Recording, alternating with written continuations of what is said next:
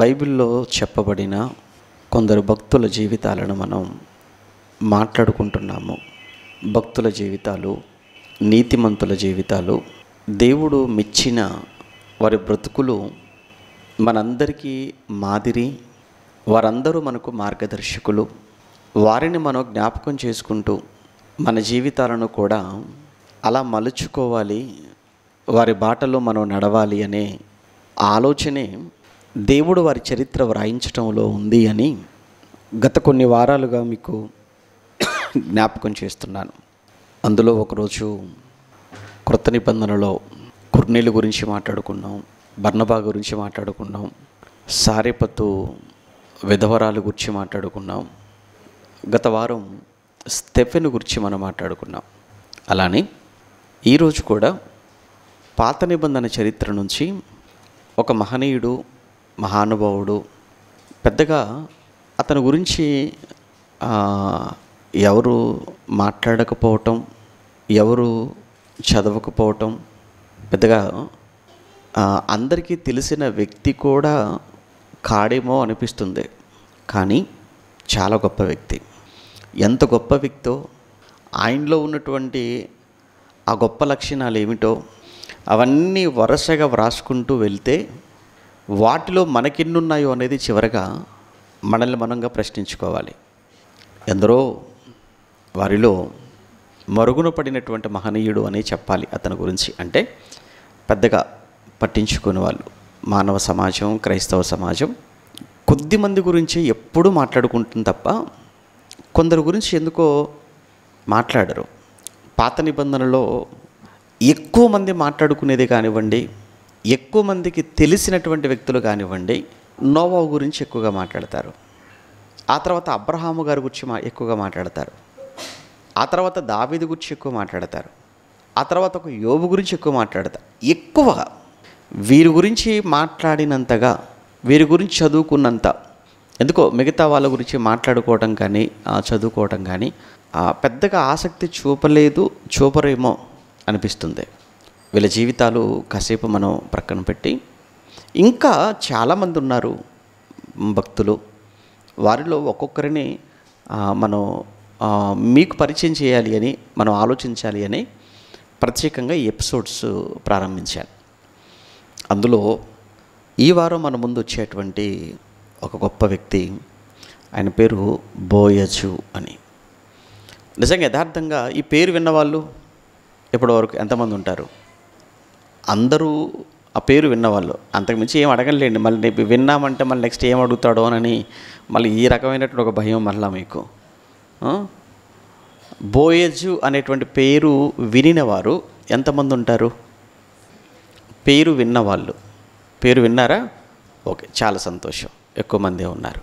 Okay, right. ఎవరు ఆ బోయజు? ఎక్కడుండేవాడు ఆయన?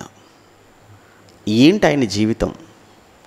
ఏంటి ఆయన నుంచి ఈరోజు మనం నేర్చుకునేది? పాత నిబంధన అని చెప్పాను ముందుగానే. పాత నిబంధనలు ఎక్కడ? ఎందుకంటే పాత నిబంధనలో ముఖ్యంగా 2 కాలాలు. ఒకటి పితరుల కాలం, 2 ధర్మశాస్త్ర కాలం. ఓకేనా? 2 గుర్తుంచుకోవాలి. పాత నిబంధన అంటే 2 భాగాలు. ఒకటి పితరుల యుగం, 2 ధర్మశాస్త్ర యుగం. పితరుల యుగం ఎప్పటి నుంచి? పితరుల యుగం ఎప్పటి నుంచి ఎప్పటి వరకు? పితరుల యుగం ఎప్పటి నుంచి అంటే సంవత్సరాలు చెప్పాల్సిన పని లేదులేండి. అంత నాలెడ్జ్ మనకుంటే బాగానే ఉండేది. పేర్లు చెప్పండి చాలు. పితరుల యుగం అంటే ఎప్పటి నుంచి లేదా ఎవరి దగ్గర నుంచి ఎవరి దగ్గర వరకు అని. ఆదాము దగ్గర నుంచి. పితరులు అంటే ఏదో చెప్తున్నారు. పితరులు అంటే ఆదాము దగ్గర నుంచి ప్రారంభమైతే మోషే గారి వరకు. మోషే గారి వరకు. ఒకవేళ బైబిల్లో పుస్తకాల పరంగా చెప్పాలి అంటే ఆదికాండం నుంచి నిర్గమాకాండం 20వ అధ్యాయం వరకు అనుకోండి. ఎందుకంటే నిర్గమాకాండం 20వ అధ్యాయంలో ధర్మశాస్త్రం అనేది పరిచయం అవుతుంది. దేవుడు ఇస్తున్నాడు ఆజ్ఞలు. అంటే నిర్గమాకాండం 20కు ముందున్న చరిత్ర అంతా ఏ యుగంలో జరిగిన చరిత్ర అన్నమాట అది? పితరుల యుగంలో జరిగినటువంటి చరిత్ర. కనుక ఆ పితరుల యుగంలో ఉన్నవాళ్ళు ఎవరు అంటే భక్తులైన వారు మనకు తెలిసినటువంటి వారిలో ఆదాము కానీ, హెబెలు కానీ, నోవహు కానీ, అబ్రాహాము కానీ, ఇస్సాకు కానీ, యాకోబు కానీ, యోసేపు కానీ, వీళ్ళందరి చరిత్ర అది పితరుల కాలానికి చెందినటువంటి చరిత్ర అది. ఓకేనా? ఇక నిర్గమకాండ 20 నుంచి మోషే గారి దగ్గర నుంచి అని అనుకుంటే, మరలా యేసుక్రీస్తుల వారు సిలువలో మరణించినంత వరకు ఇదంతటిని కూడా ధర్మశాస్త్ర కాలం, పాత నిబంధన యుగం, ధర్మశాస్త్ర యుగం అని చెప్పుకోవాలి. అందుకే మనం బైబిల్ చదువుతున్నప్పుడు ఫస్ట్ ఆఫ్ ఆల్ ఏంటంటే మనం ఆలోచించవలసింది, ఈ వ్యక్తి ఏ యుగానికి చెందినవాడు. అర్థమైందా? ఈ వ్యక్తి ఏ కాలానికి చెందినవాడు? ఇతను పితరుల కాలానికి చెందినవాడా అంటే అప్పుడున్న రూల్స్ కొన్ని అలా ఉంటాయి. ఈ వ్యక్తి ధర్మశాస్త్ర కాలానికి చెందినవాడా, లేదా ఈ వ్యక్తి క్రొత్త నిబంధన కాలానికి చెందినవాడా అని అలా మనం ఒక వ్యక్తి పేరు చెప్పగానే ఆ వ్యక్తి గురించినటువంటి ఆ సమాచారం ఏ కాలానికి చెందినవాడు లేదా ఏ యుగానికి చెందినవాడు అనేది వెంటనే మనకు ఐడెంటిఫై చేయాలి మనం. అప్పుడు బైబిల్ చక్కగా అర్థం అవుతుంది మనం చదివేది. ఓకేలేండి. ఇప్పుడు మనం మాట్లాడుకునే బోయేజు, ఈయన ఏ యుగానికి చెందినవాడు అంటే ఇతను ధర్మశాస్త్ర కాలంలో ఉన్నవాడు అని చెప్పాలి. ధర్మశాస్త్ర యుగానికి చెందినవాడు. రైట్. ఇప్పుడు ధర్మశాస్త్ర యుగం అనగానే మనకి ఏమర్థమైపోయింది? ఇప్పుడు నిర్గమకాండం 20 నుంచి మలాకి వరకు లేదా సువార్తల వరకు అంటే ఈ మధ్యకాలంలో ఉన్నాడన్నమాట. ఈ మధ్యకాలంలో ఉన్నాడు అని అంటే ఎలాగో సువార్తల్లో మనకు కనబడు కనుక పాత నిబంధనకి వెళ్ళాలి. పాత నిబంధనలో ఎక్కడ ఉంటాడు అని అంటే ధర్మశాస్త్రం అమలులో ఉన్నటువంటి కాలము అని అంటే అది కూడా చరిత్ర పుస్తకాలు ఏవైతే ఉన్నావో ఆ చరిత్ర పుస్తకాలు 12 పుస్తకాలు ఉన్నాయి. చరిత్ర పుస్తకాలు ఆ 12 చరిత్ర పుస్తకాలు అయితే 39 పుస్తకాలు మొత్తం ఎన్ని భాగాలుగా చేశారు? 39 పుస్తకాలను ఎన్ని భాగాలు చేశారు? 4 5?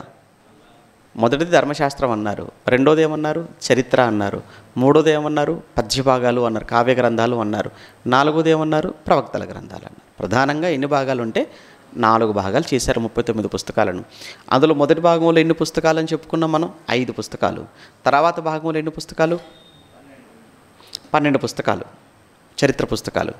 ఆ తర్వాత 5, ఆ తర్వాత మరలా తర్వాత ఎన్ని? మళ్ళీ 17. అప్పుడు మొత్తం ఎన్ని అవుతున్నాయి? 39 అవుతున్నాయి. కనుక ఇప్పుడు ఈ చరిత్ర పుస్తకాలలో కనిపించేటువంటి వ్యక్తి బోయేజు. చరిత్ర పుస్తకాలు అంటే 12 కదా. 12 అంటే మళ్ళీ ఎక్కడి నుంచి మొదలవుతున్నాయంటే యెహోషువ దగ్గర నుంచి ప్రారంభమవుతాయి. యెహోషువ గ్రంథము నుంచి ఎక్కడి వరకు? ఎస్తేరు గ్రంథం వరకు. ఈ 12 పుస్తకాలను చరిత్ర పుస్తకాలు అయితే ఈ 12 చరిత్ర పుస్తకాలలో ఎక్కడ ఉంటాడు ఈ బోయేజ్ అనే వ్యక్తి అంటే రూతు గ్రంథంలో కనబడతాడు. ఓకేనా?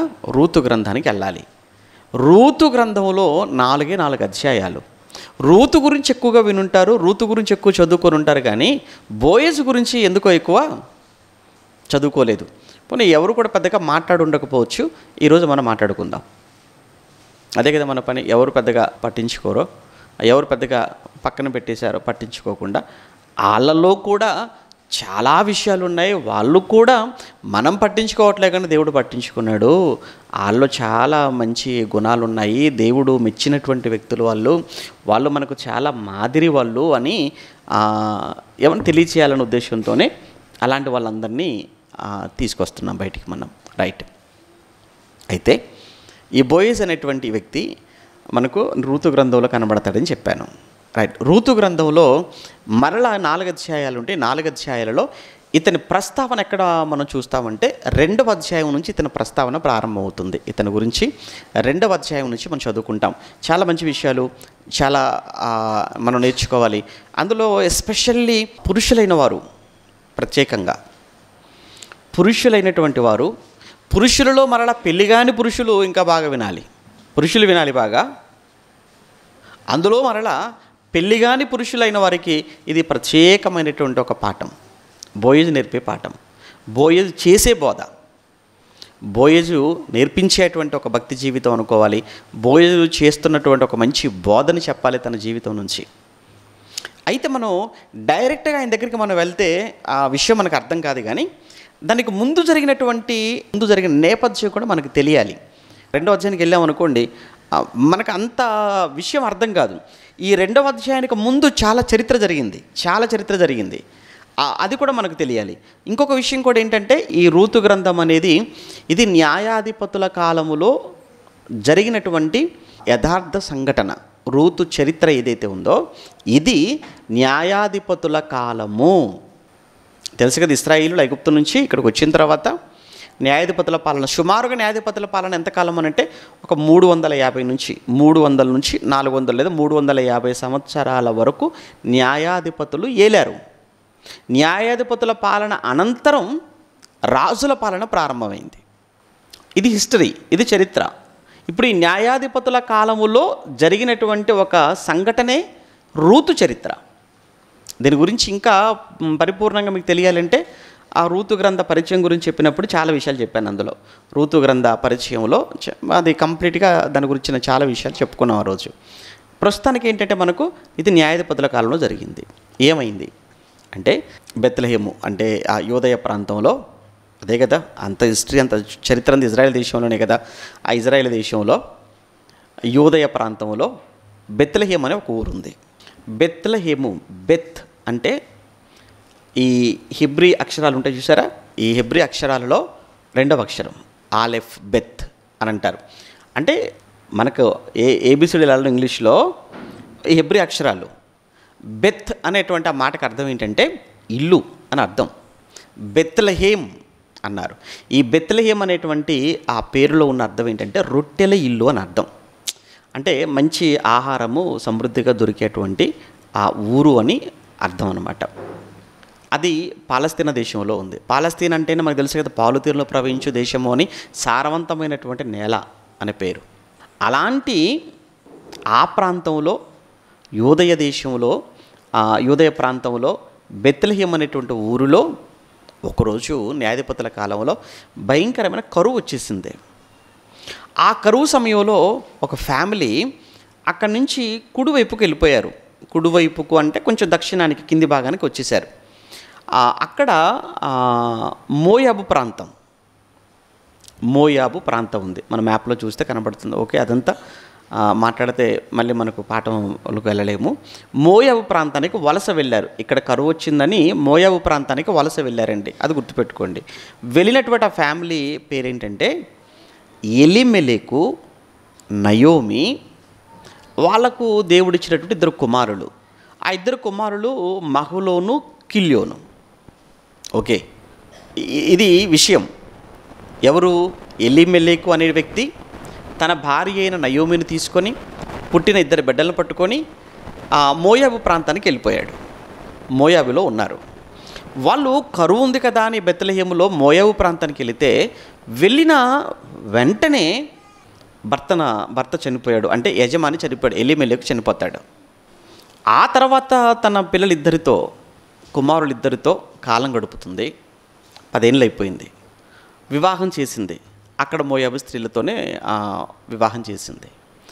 వివాహమైన తర్వాత మరల ఈ నయోమి తన కుమారులు 2 పోగొట్టుకుంది.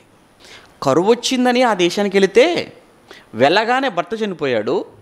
మరికొద్ది రోజులకు పిల్లలకు అక్కడే ఉన్న మోయాబు స్త్రీలను చూసి పెళ్లి చేస్తే పెళ్ళైన కొద్ది రోజులకే తన కొడుకులను కూడా కుమారులను కూడా పోగొట్టుకుంది. ఒంటరిది అయిపోయింది. భర్త లేడు, పెళ్ళైన పిల్లలిద్దరూ చనిపోయారు. ఇప్పుడు 3 స్త్రీలు, 3 ఎలా ఉన్నారు అంటే అత్త, 2 కోడళ్ళు కంప్లీట్గా విధవరాండ్రుగా ఉన్నారు. ఆ ఇల్లు ఎలా ఉంటుందో ఒకసారి ఊహించండి. పురుషుడు ఉంటే కదండి బలం, పురుషుడు ఉంటేనే కదా భరోసా, పురుషుడు ఉంటేనే కదండి ధైర్యం, మగాడు భర్త ఉంటేనే కదా ఆ స్త్రీకి. అలాంటిది 3 ఉన్నారు, కానీ 3 భర్తలను పోగొట్టుకున్నారు. 3 కలిసి ఉంటున్నారు. ఈలోపు ఒక విషయం, ఒక వర్తమానం వచ్చేసింది నయోమి దగ్గరికి. ఏంటంటే బెత్లెహేము ఇప్పుడు బాగుందట. బెత్లెహేము ఇప్పుడు బాగుంది అంటే కరువు లేదు, కరువు నుంచి బయటపడింది, బెత్లెహేము బాగుంది అనేటప్పటికీ అప్పుడు మరలా నయోమి ఆలోచించింది. ఎందుకంటే ఎంతైనా సొంత ఊరు కదా, బంధువులంతా అక్కడే కదా ఉన్నారు. సరే మనకున్నటువంటి చిన్న ఏమంటారు చిన్న చిన్న భూములు ఏమైనా ఉన్నా కానీ కొద్దో గొప్ప ఉన్నా కానీ అక్కడే కదా ఉంటాయి. కానీ ఇక్కడ ఎంతకాలం ఉంటామని చెప్పి ఆలోచించింది.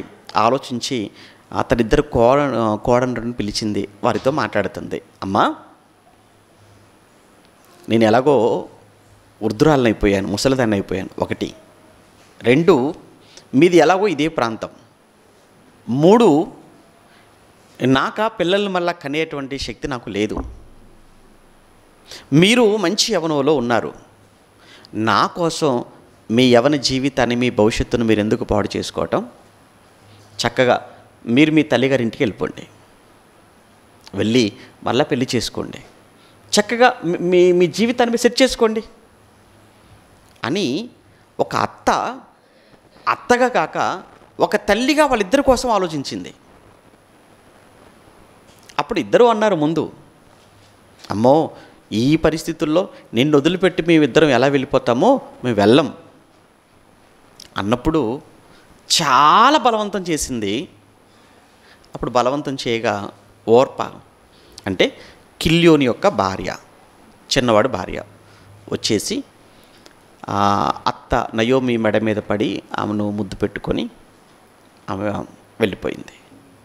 కానీ రూతు మహలోని భార్య, పెద్దవాడి భార్య నయోమి దగ్గరికి, అత్త దగ్గరికి వచ్చేసి ఆమెను గట్టిగా హత్తుకొని,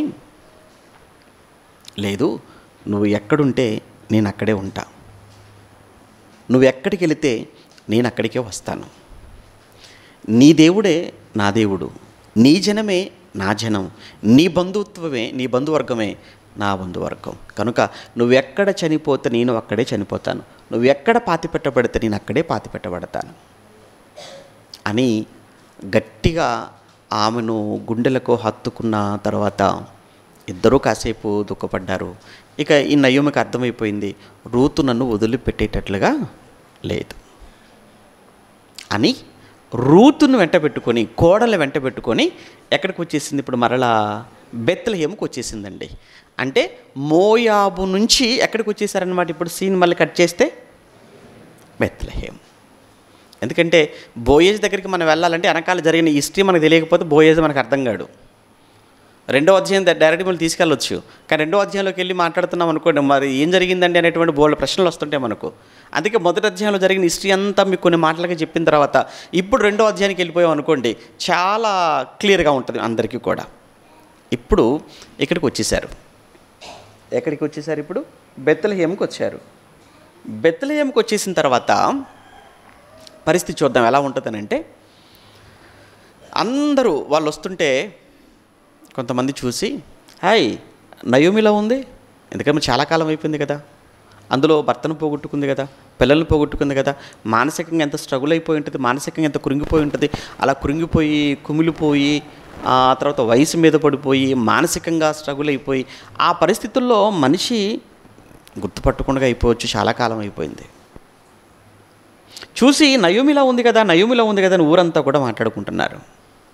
అప్పుడు ఆవిడ చాలా బాధతో చెప్తుంది, నయోమిగానే వెళ్ళాను కానీ మారాగా వస్తున్నాను.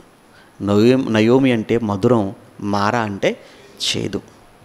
వెళ్ళాను ఆ ప్రాంతానికి, కానీ ఏం సాధించాను అంటే ఏమీ లేదు, భర్తను పోగొట్టుకున్నాను, బిడ్డలిద్దరిని పోగొట్టుకున్నాను. మరి ఈవిడెవరు నీతో వచ్చింది?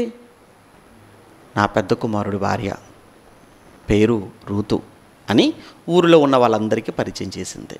ఊరు మొత్తం కూడా చక్కగా హ్యాపీగా ఓకే రిసీవ్ చేసుకున్నారు. ఇప్పుడు ఇక్కడి నుంచి మనం ఆలోచిస్తే ఈవిడేమో వృద్ధురాలు, ఈవిడేమో విధవరాలు. ఇద్దరు విధవరాండ్రు. ఇద్దరు విధవరాండ్రులో మరలా అత్త వృద్ధురాలు. ఇప్పుడు వీళ్ళకు పోషణ సంగతి ఏంటి? పోషణ పరిస్థితి ఏంటి?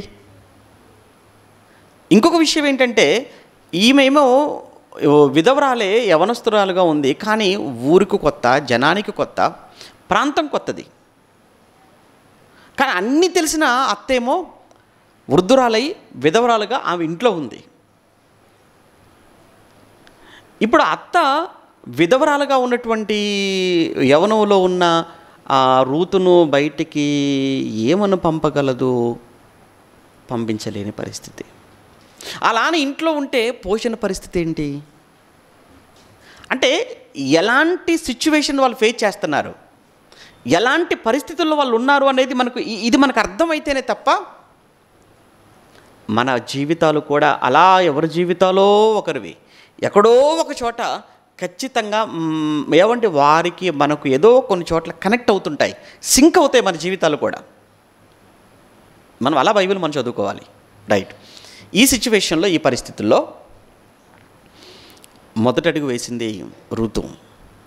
వచ్చేసింది, అమ్మా ఇంట్లో తినడానికి కావాలి, నువ్వా ఎలాగో పనికి వెళ్ళలేవు, పని చేయలేవు, కనుక నాకు ఆరోగ్యం ఉంది, నేను యవ్వనంలో ఉన్నాను, కనుక నువ్వు ఉండు ఇంట్లో, నేను పనికి వెళ్ళిపోతాను అని ఆ మొదటి అధ్యాయం చివరికి వచ్చేటప్పటికి ఆ రిక్వెస్ట్ పెట్టుకున్నట్లుగా ఇక్కడ మనం చూస్తున్నాం. ఒకసారి వెళ్దాం, ఇప్పుడు వెళ్ళిపోదాం మనం. మొదటి అధ్యాయం అనగా రూతు గ్రంథం మొదటి అధ్యాయం, రూతు గ్రంథము మొదటి అధ్యాయము 22. అట్లు నయోమియు ఆమెతో కూడా మోయాబురాలైనటువంటి రూతు అను ఆమె కోడలను మోయాబు దేశము నుండి తిరిగి వచ్చిరి. వారిద్దరూ యవల కోత ఆరంభములో బెత్లెహేము చేరిది అన్నాడు. మొత్తానికి వాళ్ళిద్దరూ వచ్చినటువంటి కాలం కూడా చూస్తే పంటలు చక్కగా వర్షాలు పడ్డాయి, చక్కగా వ్యవసాయ పనులు జరుగుతున్నాయి. ఆ వ్యవసాయ పనులు జరుగుతూ పంట కూడా చక్కగా చేతికి వచ్చేటువంటి సమయం అన్నమాట. కరెక్ట్గా మంచి సమయానికి వచ్చేసారు. కానీ ఇంట్లో లేదు.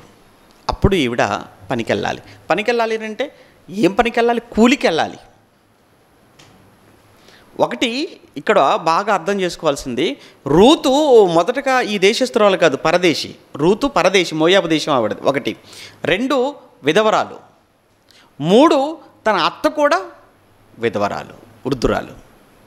ఈ పరిస్థితుల్లో తన అత్తను చూసుకొనవలసినటువంటి అతిపెద్ద బాధ్యత రూతు మీదనే ఉండిపోయింది. అందుకే రూతు తన అత్తను ఒప్పించింది, నేను వెళతాను పనికి అని. ఇప్పుడు పనికి బయలుదేరింది. రైట్. ఇప్పుడు రూతు పనికి బయలుదేరింది. అది మనసులో పెట్టుకొని ఇప్పుడు రెండో అధ్యాయం చదువుకుందాం. పనికి బయలుదేరింది. ఎక్కడికి, ఏం జరుగుతుంది? 2వ అధ్యాయం మొదటి వచనం. నయోమి పెనిమిటికి బాగా చూడాలి. నయోమి పెనిమిటికి అంటే ఎవరు? ఎలీమెలెకు. నయోమి భర్త ఎవరు? ఎలీమెలెకుకు బంధువుడు ఒకడు ఉండెను. అతడు చాలా ఆస్తిపరుడు. అతడు ఎలీమెలెకు వంశపు వాడై ఉండెను. అతని పేరు బోయజు అన్నాడు. అంటే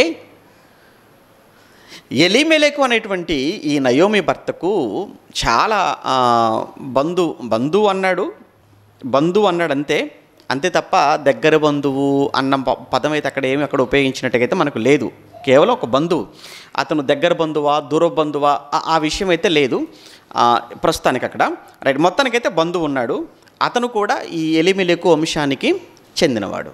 అతను ఏ పొజిషన్లో ఉన్నాడు అని అంటే ఆస్తిపరుడు, చాలా ఆస్తిపరుడు. ఆ పదం చూడు, ఆస్తిపరుడు కాదు, చాలా ఆస్తిపరుడు. అంటే బోయజు అనేటప్పటికీ మనకు రావాల్సినటువంటి విషయం ఏంటంటే అతను బెత్లెహేము నివాసి. బెత్లెహేములో అతను ఎలా ఉన్నాడు అని అంటే చాలా ఆస్తి కలిగి ఉన్నాడు, చాలా ఆస్తిపరుడు. నిజంగా చాలా ఆస్తి ఉంది అని అంటే అలా చాలా ఆస్తి ఉన్నటువంటి వాళ్ళు సహజంగా ఎలా ఉంటారు అంటే చాలా రూడ్గా ఉంటారు.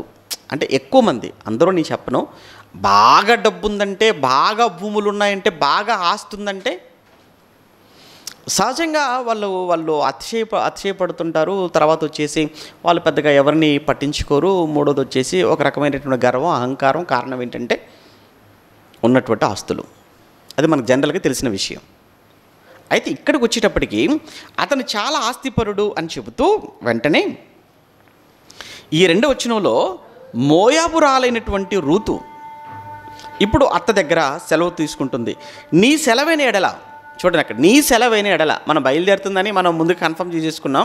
కానీ దానికి ముందు జరిగిన డిస్కషన్ మనం ఓవరాల్గా చెప్పుకున్నాం. ఇప్పుడు ఇక్కడ రిటర్న్గా మనం చూస్తున్నాం. ఇక్కడ నీ సెలవైన ఎడల నేను పొలములోనికి పోయి ఎవని కటాక్షం పొందగలను? బోయజు పొలంలోనికి వెళ్ళిపోతాననే ఫిక్స్ అయ్యి వెళ్ళిపోలేదామే, తెలియదు. ఇవిడికి తెలియదు. నేను ఎవని కటాక్షం పొందగలనో వాని వెనుక పరిగెన్నేరుకుందునని నయోమితో చెప్పగా ఆమె నా కుమారి పొమ్ము అని చెప్పింది. అంటే దేనికి బయలుదేరింది రూతు అంటే పరిగె ఏరుకోవడానికి బయలుదేరింది అన్నమాట. పరిగెరుకోవటం అంటే తెలుసా? అంటే పరిగెరుకోవటం తెలుసా? ఏమండి, ఎక్కువగా ఈ వరి పొలాల సమయంలో వాళ్ళు కోసేసిన తర్వాత, ఆ తర్వాత కట్లు కట్టేసిన తర్వాత వాళ్ళు మోపులన్నీ కూడా ఎత్తుకొని కుప్పగా వేయటానికి ఆ సమయంలో అప్పుడు వెనకాల పరిగెరుకునే వాళ్ళందరూ కూడా వెళ్ళిపోయి పడిపోయినటువంటి ఆ వెన్నులు ఏవైతే ఉంటాయో అవన్నీ కూడా అవన్నీ వాళ్ళకే ఇంకవి పరిగెరుకోవటం అంటారు. అలానే అది ఎవల కాలం అని చెప్పాడు కదా, ఎవల పంట, గోధుమలు ఎవలు వచ్చేటువంటి ఆ పంట అన్నమాట. అది ఆ సమయంలో ఈవిడ పరిగె వేరుకోవడానికి అని చెప్పి ఎవరి పొలం అయితే వారి పొలంలోకి వెళ్ళిపోదామని చెప్పి వెళ్ళిపోయింది. అప్పుడు 3వ వచనంలో కాబట్టి ఆమె వెళ్ళి ఆ పొలములోనికి వచ్చి చేను కోయువారు వెనుక పొలములో వేరుకొనెను. అంటే వాళ్ళు అలా కోసుకుంటూ వెళ్ళిపోతున్నారు. అలా కోసుకుంటూ వెళ్ళిపోతున్నప్పుడు వెనకాల వాళ్ళు వదిలేసినవి ఏవైతే ఉంటాయో, అంటే దేవుడు ఏం చెప్పాడు అంటేనండి, ధర్మశాస్త్రంలో కొన్ని మంచి విషయాలు చెప్పాడు. కొన్ని కాదు, చాలా మంచి విషయాలు చెప్పాడు. వాటిని సోషల్ లాస్ అంటాం, వాటిని సామాజిక న్యాయం. దేవుడు చాలా విషయాలు చెప్పాడు. అందులో ఈ పరిగ గురించి కూడా చెప్తాడు దేవుడు. ఎక్కడ లేవియాకాండంలో ఒక మంచి మాట చెప్తాడు. లేవియాకాండం 19వ అధ్యాయంలో,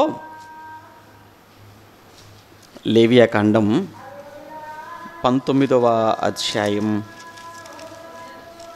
9వ వచనం చూడండి. లేవియాకాండం 19వ అధ్యాయం 9వ వచనంలో, మీరు మీ భూమి పంటను కోయునప్పుడు, ఇశ్రాయేలుకి చెప్తున్నాడు, మీరు మీ భూమి పంటను కోయునప్పుడు నీ పొలము యొక్క ఓరలను పూర్తిగా కోయకూడదు. చూడండి, అక్కడ పొలము యొక్క ఓరలు, ఆ చివరలను, ఆ ఎడ్జెస్ ఏవైతే ఉన్నాయో వాటిని మీరు పూర్తిగా కోయకూడదు. నీ కోతలో పరిగె ఏరుకొనకూడదు. మరలా నువ్వే ఓనర్ అయ్యుండి నువ్వే ఆ కోత కోసి నువ్వే పరిగెరుకోవటం అని అంటే అది చాలా తప్పు అని ఇశ్రాయేలీలలో యజమానులైన వారికి దేవుడు చెబుతున్న మాట అన్నమాట. కానీ నీ పొలంలో నువ్వే కోసుకొని నువ్వే పరిగెరుకుంటే పేదవాడు ఎలా బతుకుతాడు? పరదేశులు ఎలా బతుకుతారు? కనుక వాళ్ళను కూడా చూడవలసిన, పోషించవలసినటువంటి బాధ్యత ఇశ్రాయేలీలుగా మీ మీద ఉంది అని దేవుడు వాళ్ళకి ఇస్తున్నటువంటి ఒక లా ఇక్కడ మనం చదువుకుంటున్నాం. కనుక నీ కోతలో పరిగె నువ్వు ఏరుకొనకూడదు, నీ ఫలవృక్షముల తోట పరిగెను నువ్వు కూర్చుకొనకూడదు.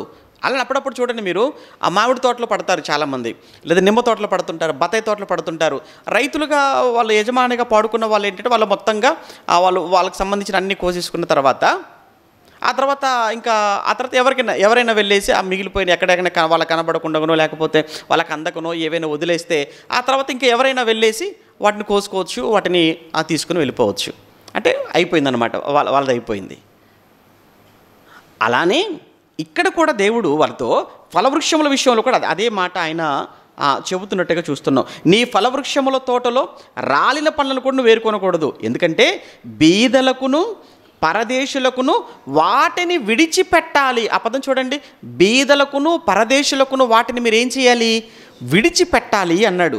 ద్వితీయోపదేశకాండం కూడా మనం చదువుతున్నప్పుడు ద్వితీయోపదేశకాండం 24వ అధ్యాయం, ద్వితీయోపదేశకాండం 24వ అధ్యాయము 19వ వచనంలో, నీ పొలములో నీ పంట కోయిచున్నప్పుడు పొలములో ఒక పన మరచిపోతే అది తెచ్చుకొనుటకు నువ్వు తిరిగిపోకూడదు. అంటే నువ్వు అలా దాటి వెళ్ళిపోయిన తర్వాత మళ్ళీ నువ్వు వెనకకి తిరిగి రాకూడదు. మళ్ళీ నువ్వు ఇలా కోసుకుంటూ వెళ్ళిపోతున్నావు, పొరపాటున ఏదో మిస్ అయిపోయింది, నువ్వు కట్ చేయడం మిస్ అయిపోయింది అనుకోండి, నువ్వు అలా ముందుకెళ్ళిపోవాల్సింది తప్ప మళ్ళీ వెనక్కి రాకూడదు ఆ పన కోసం.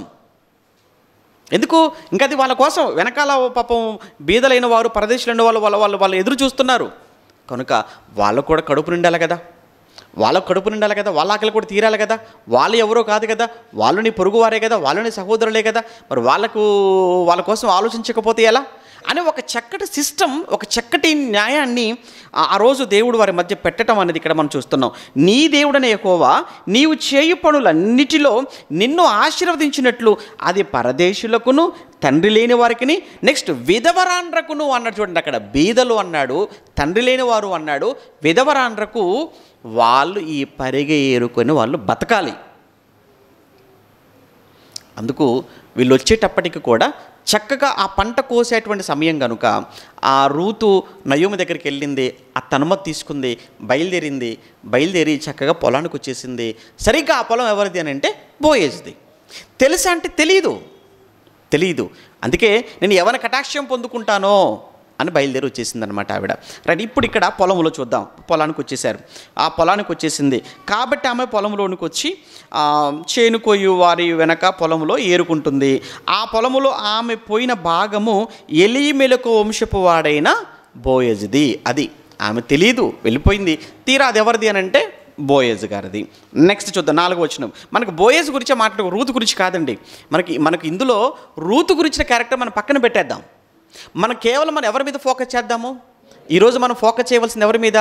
బోయేజ్ మీద ఫోకస్ చేద్దాం. రూతు గురించి చాలా పాఠాలు విన్నారు, పాటలు కూడా వచ్చేసాయి, మీకు తెలుసు రూతు గురించి చరిత్ర. నేను రూతు గురించి ఎక్కువ చెప్పదలుచుకోవట్లేదు. అలా అని రూతు గురించి చెప్పట్లేదు కాబట్టి తక్కువ చేస్తున్నాను కాదు అక్కడ నా ఉద్దేశం. మన అంశం ఏంటంటే మనం ఎవరి గురించి మాట్లాడుతున్నాం అంటే కేవలం బోయేజ్ గురించి మాట్లాడుతున్నాం. కనుక ఆ బోయేజ్లో ఉన్నటువంటి ఆ బెస్ట్ ఆ క్వాలిటీస్ ఏవైతే ఉన్నాయో అవి మాత్రం మనం బయటకు తీసి ఒక్కసారి ఆయన జీవితంతో ఆయనకున్నటువంటి లక్షణాలతో మన లక్షణాలను మనం పోల్చుకుంటాం. ఎక్కడెక్కడ మనం మిస్ అయిపోతున్నామో చూసుకొని వాటిని సరి చేసుకునే ప్రయత్నమే ఈ క్యారెక్టర్ స్టడీ అంటారు. బైబిల్ క్యారెక్టర్ స్టడీస్ అంటారు వీటిని. అంటే బైబిల్లో ఉన్నటువంటి వ్యక్తుల యొక్క చరిత్రలు మనం మాట్లాడుకుంటున్నాం. రైట్, ఇప్పుడు బోయేజ్ మీద మనం ఫోకస్ చేద్దాం. రైట్, ఏమంటే బోయేజు అనేటప్పటికీ బెత్లెహేము 1, 2 ఆయన ఏ వంశపు వాడు అంటే యూదా వంశపు వాడు, మర్చిపోకూడదు. బోయేజు అనేటప్పటికీ బెత్లెహేము వాడు, యూదా గోత్రానికి చెందినవాడు, ఎలీమెలెకు బంధువు, చాలా ఆస్తిపరుడు. అది మాత్రం మనం మర్చిపోకూడదు. ఫస్ట్ ఏంటంటే బోయేజు అనేటప్పటికి చాలా డబ్బు ఉన్నవాడు, చాలా ఆస్తిపరుడు. రైట్, చాలా ఆస్తిపరుడై ఉండి 4వ వచనంలో చూద్దాం.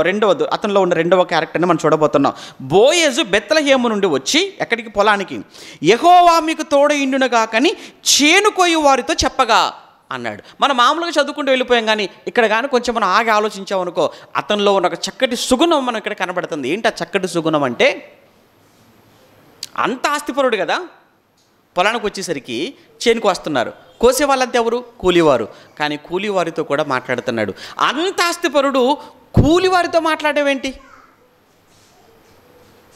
అర్థమవుతుందా? అంత ఆస్తి ఉన్నవాడు కూలివారితో మాట్లాడతాడా? ఎందుకు? ఏముందండి సింపుల్గా అంటే ఏం లేదండి. ఏమండి, ఈ మధ్యకాలంలో రాహుల్ గాంధీ గారిని అప్పుడప్పుడు వీడియోలు చూస్తున్నప్పుడు ఏంటి ఆయన అందరి దగ్గరికి వెళ్ళిపోతున్నాడు. ఏంటి ఒకరోజు బైక్ మెకానిక్ చేసేటువంటి బైక్ మెకానిక్ దగ్గరికి వెళ్ళిపోయి వాళ్ళ దగ్గర కూర్చొని వాళ్ళతో ఫోటోలు దిగితే అది న్యూస్. ఆయన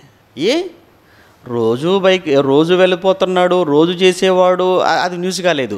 రాహుల్ గాంధీ వెళ్ళిపోయేసి బైక్ మెకానిక్ చేసే వాళ్ళ దగ్గరికి వెళ్ళి వాళ్ళ దగ్గర కూర్చుంటే ఆయన కాసేపు ఏదో మెకానిక్గా ఆయన పనిచేసినట్టుగా చూసేటప్పటికి అది మొత్తం ఛానల్స్లలో అదొక పెద్ద న్యూస్.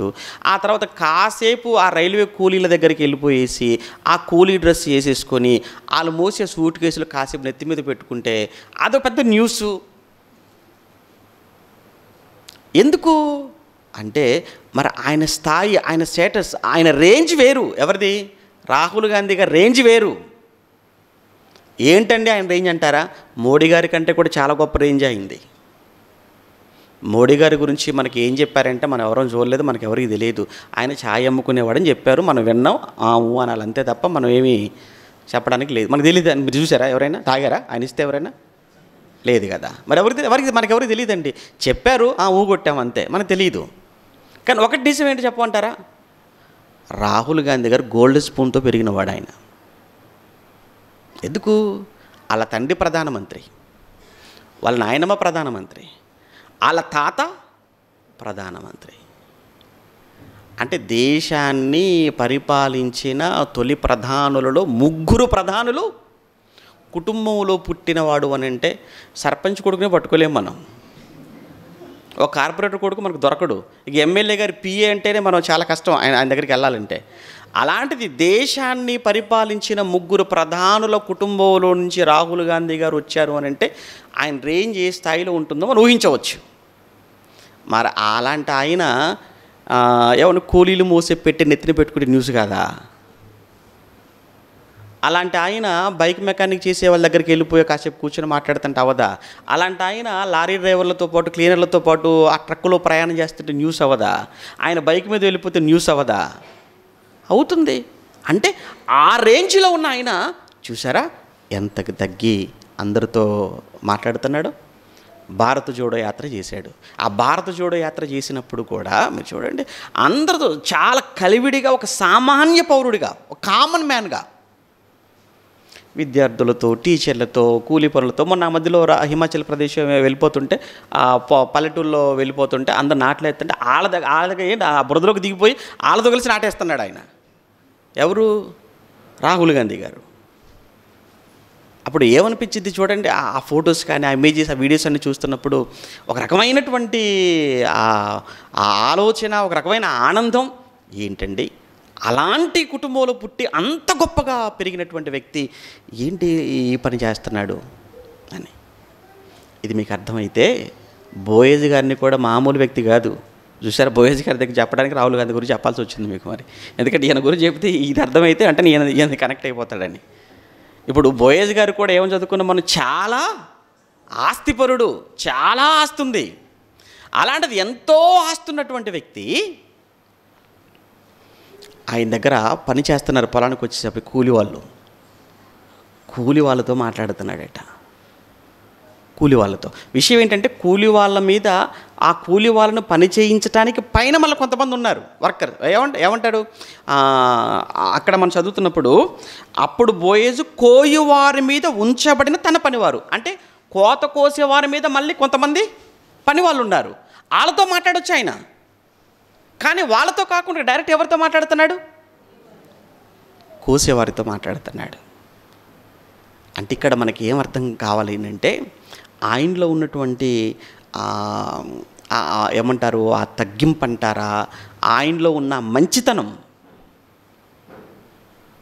సహజంగా డబ్బున్నవాడు ఎలా ఉంటాడు అని అంటే, డబ్బున్నటువంటి వాళ్ళతోనే, లేకపోతే బాగా పేరు పలుకుబడి కొంతమంది ఉంటారు. ఎలాంటి వాళ్ళతో సహవాసం చేస్తుంటారు అని అంటే, ఆ రేంజ్లో ఉన్న వాళ్ళతోనే అంతే.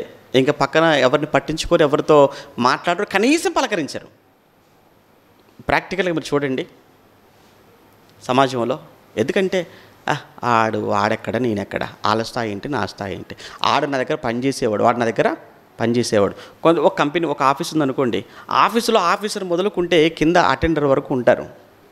ఆఫీసర్ ఎప్పుడు కూడా తన కిందున్న వాళ్ళతో మాట్లాడతాడు తప్ప అటెండర్ దగ్గరికి వచ్చి మాట్లాడతాడా?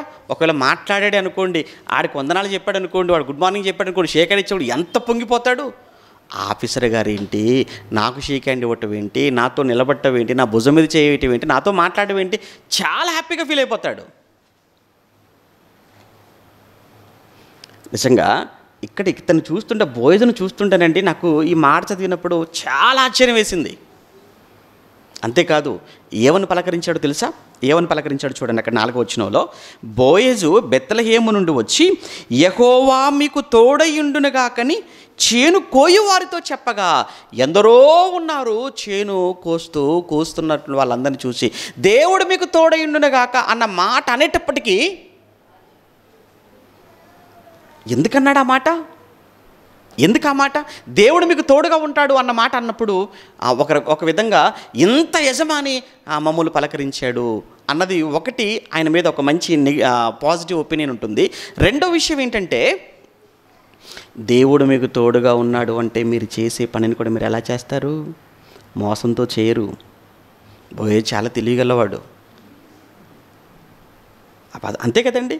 యెహోవా మీకు తోడై ఉండును గాక అంటే, అమ్మో దేవుడు మనకు తోడుగా ఉన్నాడట. మనం కానీ ఒళ్ళొంచి టైంపాస్ కోసం ఎప్పుడు అయిపోద్దా, ఎప్పుడు తొందరగా అయిపోతుందా అన్నట్టుగా ఉన్నాం అనుకోండి, దేవుడు మనకు తోడుగా ఉన్నాడు అని ఆయన అన్న తర్వాత, దేవుడు మనకు తోడుగా ఉంటే మనం ఇలా ఏమంటారు అంటే సోమరితనంగా, లేదా టైంపాస్గా, లేకపోతే కొన్ని వదిలేసి ఇలా మనం పని చేసుకుంటూ పోతే, అమ్మో దేవుడు ఒప్పుకోడు కదా, దేవుడు ఊరుకోడు కదా అంటే ఆ భయం ఆటోమేటిక్గా ఆ పని చేస్తున్న వాళ్ళలో అది ఉండాలి. ఎందుకంటే కొంతమంది ఎలా ఉంటారు అంటే, యజమాని వచ్చినప్పుడు ఒక రంగం పని చేస్తుంటారు. అంతెందుకు, ఇప్పుడు సెమినార్లో మీకు పనులప్ప చెప్తాం, ఇప్పుడు అయిపోయిన తర్వాత ఏమండి మేము వస్తున్నాము, మేము చూస్తున్నాము, లేకపోతే ఈలోపు ఎవరైనా ఫోటో తీసే వాళ్ళు ఎవరైనా వచ్చేసి కెమెరా పట్టుకొని వచ్చారనుకోండి, అప్పుడు గంట పట్టుకుంటారు. ఏమండి ఫోటో తీసుకొని వచ్చేసారనుకోండి, అప్పుడు చివరి పట్టేసుకుంటారు. ఏమండి కెమెరా ఫోటో తీస్తున్నారా, వీడియో తీస్తున్నారంటే అప్పుడు పని చేస్తున్నారు అనుకోండి. ఏమన్నా బాగుంటుందా? అది కాదు. దేవుడు చూస్తున్నాడు, దేవుడు మనకు తోడుగా ఉన్నాడు అనేటువంటి ఆ ఆలోచన మనకుంటే ముందెలా ఉన్నామో అందరి ముందు, వెనక అలానే ఉంటాం. ఇక్కడ నిజంగా ఒక యజమానిగా, అంత ఆస్తి కలిగిన వాడుగా వాళ్ళను పలకరించడం గొప్ప సంగతి అనుకుంటే, పలకరించడమే కాదు వాళ్ళందరి చేత చక్కగా పని చేయిస్తున్నాడు. పని చేయించడానికి అతను మాట్లాడిన మాట, యెహోవా మీకు తోడుగా ఉన్నాడు అని అనగానే వాళ్ళేమంటారు చూసారా రిప్లై, వాళ్ళేమంటారు చూసారా స్పందనక రిప్లై, వారేమంటున్నారు, యెహోవా నిన్ను ఆశీర్వదించునుగాక. ఆహా, చూసారా? అంటే వర్కర్స్కి యజమానికి మధ్య ఉండవలసినటువంటి ఒక చక్కటి రిలేషన్, అలా మంచి రిలేషన్ ఉందనుకోండి. బాగా వినండి. ఆఫీసులో పనిచేసే అటువంటి ఓనర్స్కి, ఆఫీసర్ గారికి, ఆఫీసులో ఉన్న వాళ్ళకు మంచి కోఆర్డినేషన్ ఉందనుకోండి, వాళ్ళ మధ్య చక్కటి సమన్వయం ఉందనుకోండి, చక్కగా వాళ్ళు అనుకున్న ప్రాజెక్ట్స్, వాళ్ళు అనుకున్నవన్నీ కూడా టక చేసేస్తుంటారు. మంచి రిలేషన్, మంచి అండర్స్టాండింగ్ ఉంది కనుక. ఇక్కడ అతను ఒక యజమానిగా తనేం ఫీల్ అవ్వటం లేదు, వాళ్ళను ఈయన పని వాళ్ళగా కూడా ఆయన చూడటం లేదు. దేవుడు మీకు తోడుగా ఉన్నాడు అని ఈయనంటే వాళ్ళేమో దేవుడు నిన్ను ఆశీర్వదించునుగాక అని మాట్లాడుతున్నారు. ఇది అంటే అంత గొప్పవాడై ఉండి కూడా అతను వాళ్ళు పనివారు కదా అని తక్కువగా చేయకుండా వాళ్ళని పలకరించి వాళ్ళని మాట్లాడి వాళ్ళ చేత జాగ్రత్తగా పని చేయించుకోగలుగుతున్నాడు. ఇది అతనిలో మనకు కనిపించే ఒక గొప్ప లక్షణం. ఇది రెండవది అని మనం చూడగలిగితే, ఇక అక్కడి నుంచి అలా మనం ముందుకెళ్ళామనుకోండి. అలా మనం ముందుకెళ్ళిన తర్వాత 8వ వచనానికి వచ్చేటప్పటికండి, 8వ వచనంలో మరొక చక్కటి అతనిలో ఉన్న ఒక మంచి క్యారెక్టర్ అతనిలో మనం చూస్తుంటాం. ఏంటంటే 8వ వచనంలో, అప్పుడు బోయజు రూతుతో, నా కుమారి అంటే దానికి ముందు ఏం జరిగింది చూసి అడిగాడు, ఎవరు కొత్తగా వచ్చారు, పొలంలో పరిగెరుకుంటున్నారు అని పని వాళ్ళని అడిగినప్పుడు వాళ్ళు ఇన్ఫర్మేషన్ ఇచ్చారు. అయ్యా ఆవిడ మోయాబు నుంచి వచ్చింది, అదే మన నయోమి ఉంది చూసారా, ఆ నయోమి కోడలు పాపం భర్త చనిపోయాడు, నయోమి భర్త కూడా చనిపోయాడు, కానీ ఈవిడ మాత్రం నా అత్త ఎక్కడుంటే నేను అక్కడ ఉంటాను, నా అత్త ఏ దేవుని పూజిస్తుంది నేను ఆ దేవుని పూజిస్తాను, వాళ్ళ బంధువులు నా బంధువులు అనుకొని తన ఇంటి దగ్గర తన తండ్రిని, తన తల్లిని, తన తోడబుట్టిన వారిని, ఊరిని, దేశాన్ని అందరినీ వదిలేసుకొని తన అత్తతో పాటు వచ్చేసిందని ఆ ఊర్లో అందరూ చెప్పుకుంటుంటే విన్నాము అని ఈయనకి చెప్పేటప్పటికి ఆటోమేటిక్గా బోయజు గారికి కూడా రూతు మీద ఒక మంచి అభిప్రాయం ఏర్పడిపోయింది. అవునా, ఇంత మంచి గుణమా, భర్త లేదు, మంచి వయసులో ఉంది, అయినా చక్కగా ఉండి పెళ్లి చేసుకోవచ్చు కదా, లేదు అత్తతో పాటు వచ్చేసిందంటే వృద్ధాప్యంలో ఆమెను ఒంటరిగా వదిలేయకూడదనే కదా, ఒక మంచి ఆలోచన, మంచి భక్తి కలిగిందే కదా అని ఆలోచించాడు. అలా అయితే ఇప్పుడు విషయంలో జాగ్రత్తగా ఉండాలి అని నెక్స్ట్ మీటింగ్లో ఏం చేస్తున్నాడో చూద్దాం. అంటే మీటింగ్ అంటే ఆ పని వాళ్ళందరినీ పిలిచి పని వాళ్ళందరినీ కూర్చోబెట్టి ఏం చెప్తున్నాడు అన్న విషయం అని 8వ వచనంలో చూస్తుంటాం. అప్పుడు బోయజు రూతుతో, నా కుమారి, ముందు ఆమెతో ఏమన్నాడు చూద్దాం. నా మాట వినుము, వేరొక పొలములో ఏరుకొంటకు నువ్వు పోవద్దు, దీనిని విడిచి నువ్వు పోవద్దు, ఇచ్చటి నా పనికత్తెల యొద్ద నిలకడగా ఉండు, వారు కోయు చేను కనిపెట్టి వారిని వెంబడించు అన్నాడండి. అంటే ఆవిడకు చూసారా, అమ్మా నా కుమారి, ఆ పదం చూడండి అక్కడ, నా కుమారి అని మాట్లాడుతున్నాడు. ఈయన యవనంలో ఉన్నాడు, మర్చిపోకూడదు. బోయజు మంచి యవనంలో ఉన్నాడు, ఆవిడ కూడా యవనంలో ఉంది. ఇంకా చెప్పాలంటే చాలా డబ్బున్నవాడు. ఇంకో విషయం చెప్పనా, అసలు ఇవిడికి వెనకాల ఏమంటారు ఆధారమే లేదు, రూతుకు ఆధారం లేదు, అత్తకు ఆధారం లేదు, మగ దిక్కు లేని కుటుంబం. ఒక మాట చెప్పాలంటే మగ దిక్కే కాదు, ఏ దిక్కు లేని కుటుంబం. ఏ దిక్కు లేకపోయినా వాళ్ళు ఒంటరిగా బతుకుతున్నా వాళ్ళని ఏమన్నా ఏం చేసినా అడిగేవారు, పట్టించుకునేవారే లేరు. అయినా అతను ఇచ్చే ఆ రెస్పెక్ట్ చూడండి, ఆ గౌరవం చూడండి ఎలా ఉందో. నా కుమారి, ఇదిగో నీ ముందే ఉంది, ఇక్కడికి రా, ఇక్కడే ఏరుకో, ఇక్కడే ఉండు అని ఆ మాటలు చెప్తున్నాడు. ఏమంటే అది పెద్ద విషయంగా ఏం అనిపించట్లేదు, కానీ నెక్స్ట్ మాట చూస్తే చాలా ఆశ్చర్యం. నెక్స్ట్ మాట ఏమన్నాడు తెలుసు, అతను నిన్ను ముట్టకూడదని యవనస్తులకు ఆజ్ఞాపించి ఉన్నాను అన్నాడండి. ఆ మాట ఏంటండి అంటే రూతు గురించి తెలియగానే అందరూ అందరికీ కబురు పెట్టేశాడు, పని చేసే వాళ్ళందరికీ. చాలామంది ఉన్నారు పనివాళ్ళు, చాలా ఆస్తి అన్నాడు, చాలామంది పనివాళ్ళు. వాళ్ళందరినీ పిలిపించాడు, వాళ్ళందరినీ కూర్చోబెట్టి అర్జెంట్ మీటింగ్ అన్నాడు. ఏంటయ్యా మీటింగ్ సారాంశం అని అంటే, ఇదిగో అమ్మాయి ఉంది, ఎవ్వరు కూడా ఆమెను ముట్టకూడదు. అంటే స్త్రీ, అందులో విధవరాలు. ఒక స్త్రీగా, విధవరాలుగా, ఒక పరదేశిగా మన మధ్యకు దేవుని మీద ఆధారపడి తన అత్త కోసం వచ్చి ఒళ్ళొంచి పని చేసుకుంటున్న, కష్టపడుతున్న ఆమెను మీలో ఎవ్వడు కూడా ముట్టడానికి వీలు లేదు అని ఒక వార్నింగ్, ఒక సజెషన్. ఇంకా చెప్పాలి అని అంటేనండి, ఒక రకంగా ఆమెను ఎవరు వేధించకూడదు, ఆమెను ఎవరు ఇబ్బంది పెట్టకూడదు. ఎందుకంటే ఒక మహిళ ఈ రోజుల్లో మీరు చూడండి, ఈ విధమైన పరిస్థితి ఎక్కడైనా ఉందా అంటే ఎక్కడ ఉండదండి. ఎక్కడ చూడండి, ఎక్కడ పనిచేసే స్త్రీలు పనిచేసే ప్రతి చోట స్త్రీలకు ఏదో ఒక రకమైనటువంటి హెరాస్మెంట్ అనేది ఖచ్చితంగా ఉంటూనే ఉంటుందండి. అందులో ఎక్కువగా మీరు చూడండి, లేడీస్ అందరూ వాళ్ళు పనిచేసే ప్రతి చోట ఏదో ఒక రూపంలో చూపులతోనో చేతలతోనో హెరాస్మెంట్ అండి, తట్టుకోలేక.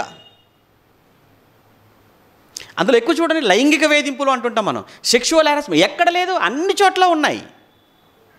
ఏమంటే పలానా చోట స్త్రీలు పని చేసుకుంటే చాలా సేఫ్గా ఉండగలరు అని చెప్పడానికి ఒక్క డిపార్ట్మెంట్ చూపించండి. ఎన్ని మనం చూడట్లేదు వార్తలు. ఏదో మళ్ళీ స్త్రీలను గౌరవించాలి, స్త్రీలు అంటే ఎవరో వాళ్ళు దేవతలు, పెద్ద పెద్ద మాటలు మాట్లాడుతుంటారు. ఎక్కడ గౌరవిస్తారు? ఎక్కిన బస్సులో స్త్రీలను గౌరవించండి, స్త్రీల కేటాయించిన సీట్లు ఆనే కూర్చొని అంటే దర్జాగా వీడు మాత్రం కాలేసుకుని కూర్చుంటాడు, స్త్రీ మాత్రం పట్టుకొని ఎలాడుతుంటుంది బస్సులో. బస్సు ఎక్కితే గౌరవం లేదు, ట్రైన్లో గౌరవం లేదు, ఒక క్యూలో గౌరవం లేదు నిలబడే విషయంలో. ఇక పనిచేసే ప్రతి చోట, ఎక్కడ ఆఖరికండి టీచర్, ఉపాధ్యాయులు, అక్కడ కూడా.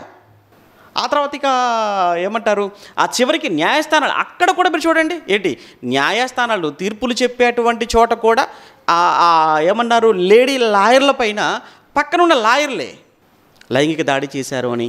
అలాంటి మనం ఎన్ని చూడలేదు, విన్నాం, చాలా విన్నాం. ఇక పోలీస్ డిపార్ట్మెంట్ రక్షక బొట్టులే వాళ్ళు, కానీ వాళ్ళ ప్రక్కన ఉన్న లేడీస్ పట్ల అనుచితంగా ప్రవర్తించారని ఎన్ని కేసులు, ఎలాంటివి, ఎన్ని వార్తలు మనం వినలేదు. అంటే ఎక్కడుంది మహిళకు ప్రొటెక్షన్? అంటే స్త్రీలకు ఎక్కడా కూడా రక్షణ, స్త్రీలకు ఎక్కడా కూడా ప్రొటెక్షన్ లేదు. అలాంటి పరిస్థితుల్లో ఇక్కడ ఒక వింగ్ ఏర్పాటు చేస్తున్నాడా బోయజ్ గారు? అవును. అంటే ఒక స్త్రీకి, ఒక రూతుకు ఒక ప్రొటెక్షన్, స్త్రీలకు ఒక ప్రొటెక్షన్ ఉండాలి. ఈరోజు స్త్రీల ప్రొటెక్షన్ కోసం ప్రత్యేకమైన ఫోర్సులు అన్నారు, ప్రత్యేకమైన చట్టాలు అన్నారు, ప్రత్యేకమైన శిక్షలు అన్నారు. ఇవి ఈరోజు మనం చూస్తుంది. కానీ ఇవన్నీ లేనప్పుడే ఒకానొక సమయంలో బోయజు ఈ విషయంలో పనిచేస్తున్న వాళ్ళందరికీ కూడా గట్టిగా చెబుతున్నాడు. ఏమని చెప్తున్నాడు ఆయన? ఏమన్నాడు? నిన్ను ముట్టకూడదని, ముఖ్యంగా యవనస్తులైన వారికి. చూడండి ఆ పదం చూడండి. ఇక్కడ మన దగ్గర షీ టీమ్ అని ఏదో కొత్తగా విన్నారు కదండి. షీ టీమ్స్ పనిచేస్తుంటాయట. అంటే ఎవరైనా కాలేజీ ఆడపిల్లలు కానివ్వండి, రోడ్డు మీద వెళ్ళిపోతున్న లేడీస్ని కానివ్వండి, ఎవరైనా కానీ ఏదైనా ఇబ్బంది పెట్టినట్టుగా, వాళ్ళ పట్ల అనుచితంగా ప్రవర్తించినట్లుగా ఉంటే పలా నెంబర్కి ఫోన్ చేయగానే లేడీస్ అండ్ కానిస్టేబుల్స్ సివిల్ డ్రెస్లో ఉన్న వాళ్ళు వచ్చేసి వాళ్ళని తీసుకెళ్ళి లోపల పడేస్తారనమాట. షీ టీమ్ అంటారు దాన్ని, మీకు తెలుసు. అందులో ఎక్కువ పట్టుబడుతుంది ఎవరంటే యూతే, యవనస్తులు. ఇక్కడ కూడా మనం చూస్తుంటే బోయజ్ యవనస్తులు గట్టిగా వార్నింగ్ ఇచ్చేశాడు. వాళ్ళ వల్లనే సమస్యలు. ఈవెన్ సంఘంలో చివరికి సంఘానికి వచ్చామనుకోండి, ఆరాధనకు, ఈ విషయం చెప్పమంటారా, ఇక్కడ కూడా ఆ ప్రాబ్లమే. ఏంటి, సంఘంలో కూడా స్త్రీలకు వేధింపులకు గురవుతున్నారా? ఎందుకు గురవ్వట్లేదు? ఏంటి, ఇక్కడ కూడా హరాస్మెంట్లు ఉన్నాయా? ఉన్నాయి. ఒక సేవకుడే స్త్రీల పట్ల అనుచితంగా ప్రవర్తిస్తున్నాడని మనం వినలేదా? అలానే తోటి యవనస్తుల ఆడపిల్లల విషయంలో అనుచితంగా ప్రవర్తించారు అన్న విషయాలు మనం ఎన్ని చూడట్లేదు? ఈవెన్ సంఘంలో కూడా ఆడి చూపులు, వెకిలి నవ్వులు, వాళ్ళ చాటింగులు, వాళ్ళ ప్రేమలు, చివరికి ఈ విషయం ఆడపిల్ల తల్లిదండ్రులకు వెళ్ళిపోయి ఒకనొక రోజుకు ఏంటి, మీ సంఘాన్ని మానుకుంటాం. ఎందుకు? అక్కడ మా అమ్మాయి విషయంలో ఇలా చూస్తున్నాడు, ఇలా ప్రవర్తిస్తున్నాడు, అలా చేస్తున్నాడు అని ఎన్ని చోట్ల ఎన్ని సంఘాలు కుప్పకూలిపోయాయో మీకు తెలియదు. ఇక్కడే చూస్తున్నారు మీరు. అన్ని చోట్ల తిరుగుతున్నాం కనుక మాకు తెలుసు. ఇదేంటండి, సంఘం అని వెళ్ళామండి, వాక్యం అని వెళ్ళామండి, దేవుడని వెళ్ళామండి, ఏదో సెమినార్ అంటే పంపించామండి, ఏదో దేవుని కార్యక్రమం అంటే పంపించామండి, కానీ అక్కడికి వెళ్ళిన తర్వాత మా అమ్మాయిని చూసారండి, వాళ్ళు ఎంత మాట అన్నారో, ఎంత నవ్వుకున్నారో, ఎంత హేళన చేసేసారో. ఆ చివరికి మెసేజ్లు అండి, ప్రేమ అన్నాడండి, లేకపోతే లేదన్నాడండి, ఆమె జీవితాన్ని పాడు చేసేసారండి అని ఈ రకమైన కంప్లైంట్లు ఎన్ని మేము వినలేదు అనుకుంటున్నారు, ఎన్ని చూడలేదు. యవనస్తుల కోసం ఆ రోజు బోయజు యవనస్తులకు గట్టిగా వార్నింగ్ ఇచ్చాడు. ఇదిగో, రూతును ఎవ్వరు కూడా తప్పుగా మాట్లాడకూడదు, తప్పుగా చూడకూడదు, ముట్టకూడదు అని నేను ఏం చేశాను, ఆజ్ఞాపించి ఉన్నాను. నీకు దాహమగునప్పుడు ఇదిగో కుండ యొద్దకు పోయి పనివారు చేదిన నీళ్లు త్రాగుమని చెప్పిన. అంటే నిజంగా రూతుకు ఈ మాట విన్న తర్వాత ఎంత ధైర్యం వచ్చేసాడు, ఎంత స్వేచ్ఛ అండి. ఇప్పుడు కానీ మీరు కానీ ఇదిగో ఆడపిల్లలు ఎక్కడికి వెళ్ళినా కానీ ఏ ప్రాబ్లం లేదండి, ధైర్యంగా వెళ్ళి ధైర్యంగా రావచ్చు అని అంటే దూసుకొని పోతారండి ఆడవాళ్ళు కూడా పనుల్లో. చాలామంది భయపడి బయటికి వెళ్ళలేకపోతున్నారు, కానీ ఇన్ని జరుగుతున్నా తప్పని పరిస్థితుల్లో వెళుతున్నారు పనులకు. కానీ నిజంగా ఒకవేళ ప్రతి చోట స్త్రీ గౌరవించబడుతుంది, స్త్రీకి మర్యాద, స్త్రీకి గౌరవం ప్రతి చోట ఉంది అన్న విషయం కానీ ఒకవేళ నిజంగా అమలైతే స్త్రీలు ఎందుకు భయపడతారు? ఇంకా ఎంత స్వేచ్ఛగా ఉంటారు, ఎంత ధైర్యంగా ఉంటారు. కాలేజీకి వెళ్ళే విషయంలో కానీ, ఏమంటే పని చేసే విషయంలో కానీ, ఉద్యోగాలు చేసే విషయంలో కానీ, వ్యాపారం చేసే విషయంలో కానీ అన్ని చోట్ల వేధింపులే. కానీ ఇప్పుడు వేధింపులు ఉండవిక. అంటే అందరూ ఆడపిల్లలు కన్నా తల్లిదండ్రులు కూడా మీరు చూడండి, బయటికి పంపాలంటే భయం అండి. అవునో కదా చెప్పండి, ఆడపిల్లలు వయసులో ఉన్న ఆడపిల్లలను కన్నా తల్లిదండ్రులుగా మీరు మీ పిల్లలను మీరు బయటికి స్వేచ్ఛగా పంపగలరా, ధైర్యంగా పంపగలరా? వయసులో ఉన్న పిల్లలే కాదండి, పసిపిల్లలను కూడా పంపలేని పరిస్థితి అండి ఈ రోజుల్లో. ప్రస్తుత కాలంలో వయసులో ఉన్న పిల్లలే కాదు, పసి వయసు మైనర్ ఏమండి పిల్లలను కూడా వాళ్ళని బయటికి మనం పంపించలేని పరిస్థితి ఈ ప్రస్తుత కాలంలో. ఎందుకు? 9 నెలల పసిబిడ్డను కూడా ఎత్తుకుని వెళ్ళిపోయి పాడు చేసేటువంటి మనుషులు ఉన్నటువంటి కాలం కదా ఇది. ఇటు 9 నెలలు పసిబిడ్డ, సంవత్సరం కూడా కాలేదు, పక్కలో ఉంటే తల్లి పక్క నుండి పాలు తాగుతుంటే రాత్రికి రాత్రి వచ్చేసి ఆదమరిచి నిద్రపోయిన వేళ తల్లి ఒడిలో నుంచి ఆ బిడ్డను ఎత్తుకుని వెళ్ళిపోయి పాడు చేసి చంపినటువంటి సందర్భాలు మనం వినలేదా, చూడలేదా? 2 ఏళ్ల పసిబిడ్డను చంపిన సందర్భాలు చూడలేదా? మొన్న 12 సంవత్సరాల వయసులో ఉన్నటువంటి మధ్యప్రదేశ్లో 12 ఏళ్ల వయసులో ఉన్నటువంటి ఒక అమ్మాయిని అతి దారుణంగా, అతి కిరాతకంగా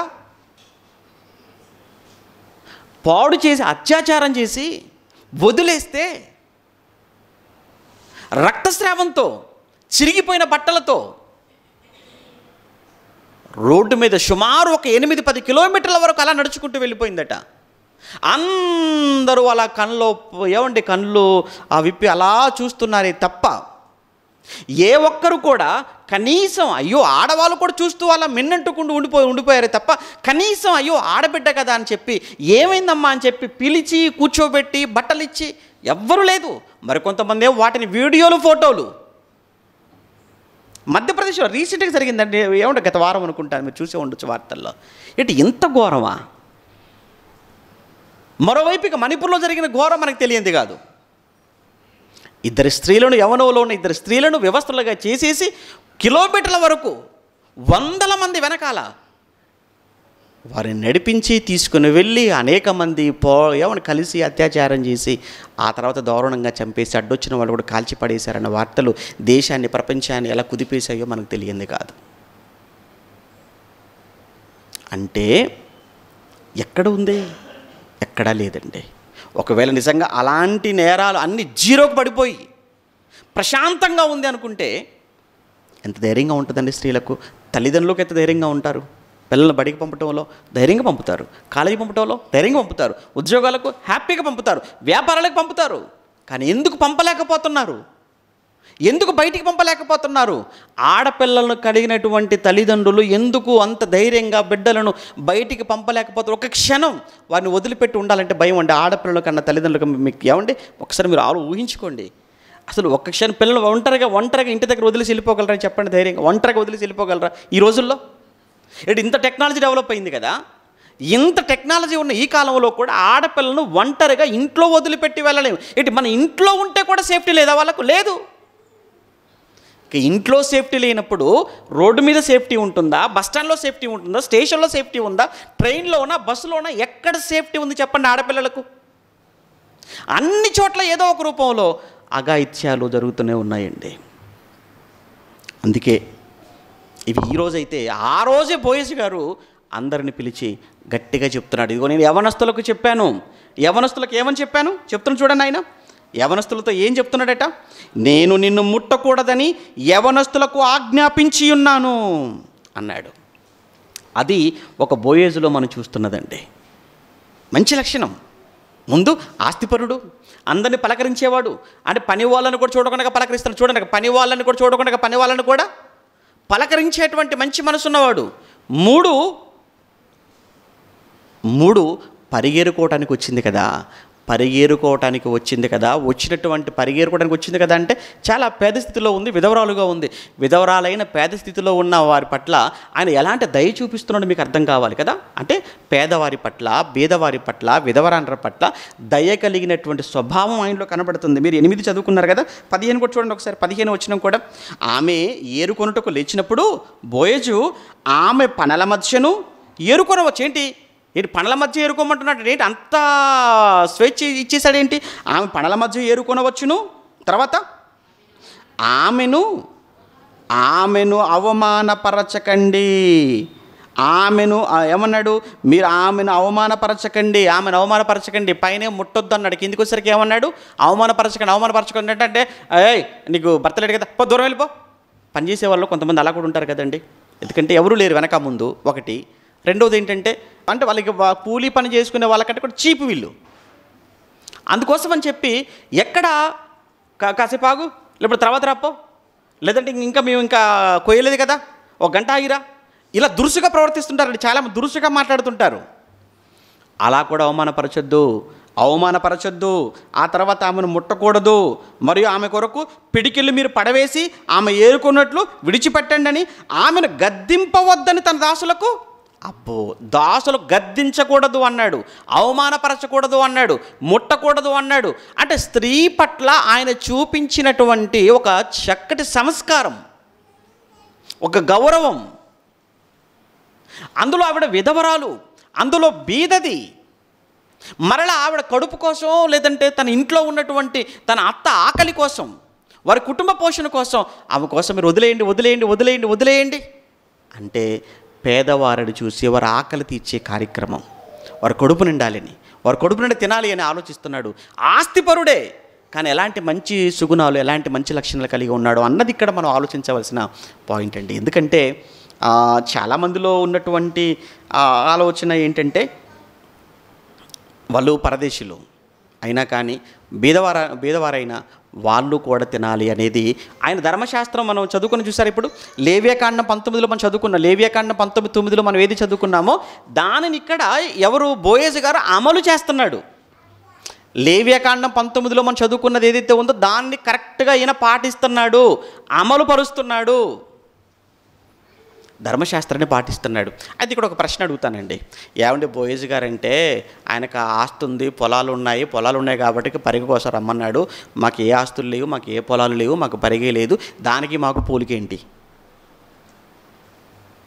నిజమే కదా. ఇప్పుడు మేము కూడా భూములు కొన్నప్పుడు, మేము కూడా వ్యవసాయం చేసినప్పుడు అప్పుడు పరిగెరుకోవడానికి ఎవరైనా వస్తే అప్పుడు చేస్తాంలే.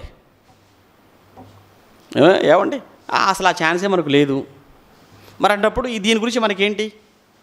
ఇక్కడ మనం దీన్ని ఎలా అన్వయించుకోవాలి అని అంటే, ఆయనకు ఉపాధి లేదా ఆయనకు లాభం, ఆయనకు జీవనం దేని మీద అంటే భూముల మీద. అవును, ఆయన ఎవరు? ఆయన చేసే పని ఏంటంటే వ్యవసాయం. అంటే ఆయనకు ఆధారం లేదా ఆయనకు జీవనాధారం, ఆయనకు వచ్చే లాభాలు దేని మీద వస్తున్నాయి? వ్యవసాయం మీద వస్తున్నాయి. మరి నువ్వు ఉద్యోగం చేస్తున్నావు అనుకో, నీ ఉద్యోగం విషయంలో చూపించాలి ఇది. అంటే నీ ఉద్యోగం విషయంలో ఇలాంటి మనసును కలిగి ఉండాలి. లేదు నువ్వు వ్యాపారం చేస్తున్నావా, వ్యాపారం చేస్తున్నప్పుడు అక్కడ నువ్వు చూపించవలసింది అంటే బీదలైనటువంటి వారిని జ్ఞాపకం చేసుకోవాలి, విధవరాండ్రను జ్ఞాపకం చేసుకోవాలి. అక్కడ ఆయన పోషణ దానివల్లనే కనుక, భూమి వల్ల పోషింపబడుతున్నాడు కనుక అక్కడ అలా చూపించాడు. మరి నేను నా ఉద్యోగం అంటావా? అవును, నువ్వు ఉద్యోగం చేసుకుంటున్నావు కనుక, నువ్వు ఉద్యోగం వల్ల పోషింపబడుతున్నప్పుడు నువ్వు ఆ ఉద్యోగం వలన వచ్చేదానితోనే ఇతరులను కూడా నువ్వు ఆలోచించాలి అన్నది బోయజు నుంచి మనం నేర్చుకోవాల్సిన గొప్ప పాఠం. అంటే ఇక్కడ బోయజు దేవునికి లోపడుతున్నాడు, తను ఇటు ఏమంటే విధవరాండ్రకు అంటే బీదలైన వారికి అన్ని విషయాలలో కూడా అతను చక్కగా వెళుతున్నాడు అన్న విషయం మనకు అర్థమవుతుంది. ఒక విషయం చెప్తాను, ఎప్పుడు కూడా మనం 3 విషయాలలో మనం ముగ్గురు గురించి మనం ఆలోచించాలి ఎప్పుడు కూడా, ఆ తర్వాత మన గురించి ఆలోచించుకోవాలి. ఫస్ట్ ఏంటంటే దేవుని కోసం పక్కన పెట్టాలి. మీకు వచ్చేటువంటి సంపాదన ఏదైతే ఉందో మీ సంపాదనలో కొంత తప్పనిసరిగా దేవుని కోసం పెట్టండి. 2 సంఘం కోసం తీయాలి, సంఘం కోసం అంటే సంఘ కార్యక్రమాల కోసం. 3 ఆ తర్వాత సంఘంలో సమాజంలో పేదలైన వారు ఎవరున్నారో చూడండి. ఏమండి ముందు దేవుని కోసం కొంత, మనకు నెలకు ఎంత మనం సంపాదించుకుంటున్నాం, మనం సంపాదించుకునే సంపాదనలో ఇగో ఇది దేవుడిదండి ఈ భాగం, ఆ తర్వాత ఇగో ఇది సంఘం కోసం అండి, ఆ తర్వాత ఇది సంఘంలో పేదలైన వారి కోసం అండి. ఇలా మీకు వచ్చే సంపాదనలో 3 భాగాలుగా చేసి దానిని పాటిస్తున్న వాళ్ళు మీలో ఎంతమంది ఉంటారో నాకు తెలియదు. మీకు వచ్చే సంపాదనలో 3 భాగాలుగా, మిగతాది మీదే, కానీ దేవుడిది దేవుడికి, సంఘానికి చేయాల్సిన సంఘానికి చేయాలి, ఆ తర్వాత పేదలైన వారి కోసం చేయవలసింది పేదలకు చేయాలి. మనం ఎక్కడ ఫెయిల్ అయిపోతున్నాం, ఎక్కడ చేస్తున్నామో, ఏ విషయంలో తప్పిపోతున్నామో అదొక్కసారి ఆలోచించండి. ఏమండి ఇది ఇలా చదువుతూ మనం వెళ్ళిపోతుంటే ఆమెను మీరు అవమానపరచకండి అన్న మాట చూసాం, గద్దించవద్దు అని చెప్పిన మాట చూసాం, ఆ తర్వాత ఆమెను మీరు ఆమెను ముట్టకూడదు అన్న మాట చూసాం, ఆ తర్వాత ఆమెను స్వేచ్ఛగా ఏరుకోవటానికి అనుమతి ఇవ్వండి అన్న మాట చూసాం, ఆ తర్వాత ఆమెకు సపోర్ట్గా మాట్లాడుతున్న మాట మనం చూస్తుంటేనండి, ఆమె కోసం సపోర్ట్గా మాట్లాడుతున్న మాట ఎన్నో వచనంలో మనం చూస్తున్నాము అని అంటే ఆమె కోసం సపోర్ట్గా మాట్లాడుతూ 14లో కాదు 13 కాదు 12 చదువుతున్నాం. యెహోవా నీవు చేసిన దానికి ప్రతిఫలం ఇచ్చును అన్నాడు. ఏమండి ఇశ్రాయేలు దేవుడైన యెహోవా రెక్కల క్రింద సురక్షితముగా ఉండునట్లు నీవు వచ్చితివి. అమ్మా సరే వచ్చేసారు కదా అని వచ్చి ఎవ్వరూ లేని అనాథలుగా ఉన్న వాళ్ళ విషయంలో బోయజు మాట్లాడుతున్న మాటలు కొండంత ధైర్యాన్ని వాళ్ళకి ఇస్తుంటే కనబడుతుంది. మీరు ఎక్కడికి వచ్చారో తెలుసా? యెహోవా రెక్కల క్రిందికి వచ్చావు, సురక్షితంగా ఉన్నావు, నీవు వచ్చావు, నీవు సంపూర్ణమైనటువంటి బహుమానము దేవుడు నీకు ఇచ్చును అని ఆమెకు ఉత్తరం ఇచ్చాను. అప్పుడు వెంటనే ఆమె అంటుంది, నా ఏలినవాడా, నేను నీ పనికత్తుల్లో ఒకదాను కాకపోయినను నీవు నన్ను ఆదరించి నీ దాసురాలకు నా యందు ప్రేమ కలిగి మాట్లాడితివి కనుక నా ఎడల నీకు కటాక్షము, నా మీద నువ్వు ఇంత ప్రేమ చూపించావేంటయ్యా. వద్దంటే వెళ్ళిపోయి ఏదో లాభాలతో వస్తారనుకుంటే అన్నీ పోగొట్టుకొని వచ్చేసారు, మా మాట విన్నది కాదు అని అంటుందేమో బంధువులు, అంటారేమో లోకం అనుకుంటే, దానికి నువ్వు బంధువు అయినప్పటికీ కూడా నువ్వు బంధువే కదా, బంధువైనా కానీ ఎంత జాగ్రత్తగా మాట్లాడుతున్నాడు అని అంటే, ఏం పర్వాలేదమ్మా నువ్వు వచ్చేసావు కదా, నువ్వు దేవుడు రెక్కల కిందకి వచ్చేసావు, దేవుడు చూసుకుంటాడు, దేవుడు ఆదరిస్తాడు, నువ్వేం బాధపడకు, నువ్వు కృంగిపోకు, ఇది కదండి బంధువులు చెప్పాల్సింది. కానీ లోకల్ బంధువులు అలా అంటారా, ఇలా మాట లేదండి అందుకే అలా అయిపోయిందండి, ఇది అప్పుడు చెప్పినప్పుడు వినుంటే ఈరోజు ఇలా అయ్యి ఉండకపోయేది కాదు కదా. ఆల్రెడీ బాధలో దుఃఖంలో ఉంటే ఈ బంధువుల మాటలతో ఇంకా చచ్చిపోయినట్టు అయిపోతుందండి. అంతగా వేధిస్తుంటారు లోకంలో బంధువులైన వాళ్ళు. అందుకే బంధువులు రాబంధువులు అని పిలుస్తుంటారు లోకంలో, మాకు తెలియదు ఏం కాదు వాళ్ళు. ఏమండి కానీ ఈ బంధువు అలాంటి బంధువు కాదండి. బోయజు గారు ఎంత మంచి ఆదరణతో కూడుకున్న మాటలు చెప్పాడు కదా. రైట్, ఇదంతా చెప్పి ఆ తర్వాత చక్కగా ఎవరు తీసుకొని ఇంటికి వెళ్ళిపోగానే, ఏంటమ్మా ఈరోజు ఇంత తీసుకొచ్చేసావు పరిగంటే జరిగిన విషయం అంతా చెప్పిద్ది. ఎవరి పొలానికి వెళ్ళామనంటే పలానా బోయజు అనేటప్పటికీ అప్పుడు నయోమికి స్ట్రైక్ అయింది. బోయజు దగ్గరికి వెళ్ళావా, బోయజు పొలంలోకి వెళ్ళావా? అమ్మ బోయజు ఎవరో కాదమ్మా, మన బంధువు అమ్మ, మన బంధువే కాదమ్మా, ఇంకో గొప్ప విషయం ఏంటంటే మనకు వరసమ్మ. అప్పుడు నయోమి విషయం చెప్పింది. విషయం చెప్పడమే కాక 3వ అధ్యాయంలో ఆమె అత్తయ్యైన నయోమి, నా కుమారి నీకు మేలు కలుగునట్లుగా నేను నీ కొరకు ఆలోచించాలి కదా. యాక్చువల్గా ఒక తల్లిగా ఆలోచించాలి, ఎందుకంటే కూతురు విధవరాలుగా ఉందంటే కూతురు కోసం తల్లి ఆలోచించాలి. కానీ తల్లి ఆలోచించవలసింది ఒక అత్త ఆలోచిస్తున్నానంటే, తను కోడలుగా చూడలేదు, కూతురుగా చూసింది. తను కూడా తనను అత్తగా చూడలేదు, తల్లిగానే చూసింది.